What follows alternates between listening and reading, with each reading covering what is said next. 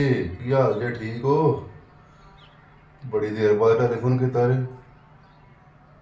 ਦਾਵਤ ਤੇ ਕਿੱਦਣ ਜੇ? ਅੱਜ ਤੇ ਬੜੀ ਲੇਟ ਦੱਸਿਆ ਤੁਸੀਂ। ਤੇ ਕਿੰਨੇ ਵਜੇ ਅੱਜ? 2 ਵਜੇ? ਚਲੋ ਕੋਈ ਨਹੀਂ, ਮੈਂ 2 ਵਜੇ ਪਹੁੰਚ ਜਾਵਾਂਗਾ ਤੁਹਾਡੇ ਕੋਲ। ਮੈਂ ਜਿਹੜਾ ਨਾ ਫਾਰਗ ਹੀ ਹੈ ਅੱਜ, ਤੇ ਮੈਂ 2 ਵਜੇ ਜਿਹੜਾ ਨਾ ਉਹ ਤੁਹਾਡੇ ਕੋਲ ਬਸ ਪਹੁੰਚਿਆ। ਤੁਸੀਂ ਮੇਰਾ ਇੰਤਜ਼ਾਰ ਕਰਨਾ, ਮੈਂ 2 ਵਜੇ ਤੁਹਾਡੇ ਕੋਲ ਪਹੁੰਚਿਆ। ਠੀਕ ਹੋ? ਓਕੇ ਜੀ, ਅੱਲਾ ਹਾਫਿਜ਼।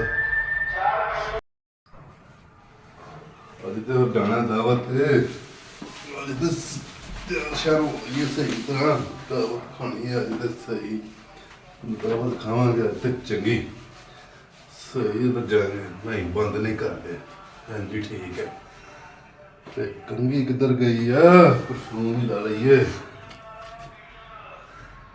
ਤਾਂ ਜਿਹੜਾ ਨਾ ਜਾਣਾ ਦਾਵਤ ਖਾਣੀ ਹੈ ਤੇ ਯਾਰ ਨੇ ਬੁਲਾਏ ਦਾਵਤ ਤੇ ਉੱਥੋਂ ਸਹੀ ਰਜਾਂਗੇ।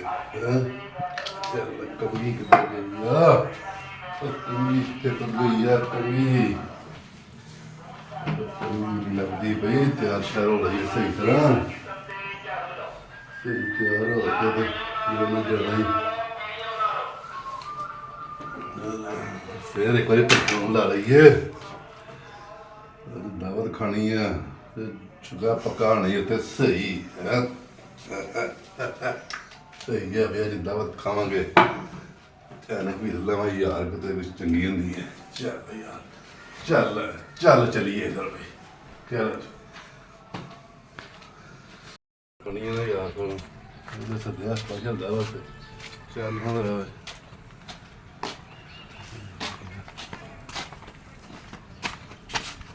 ਹੈ ਕੀ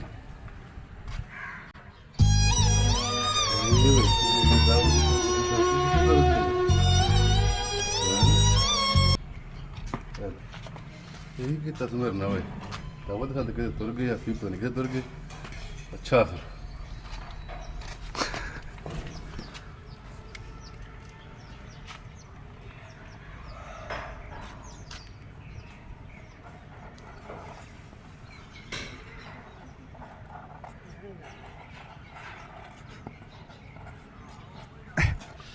हाँ जी, तो फिर हाँ जी से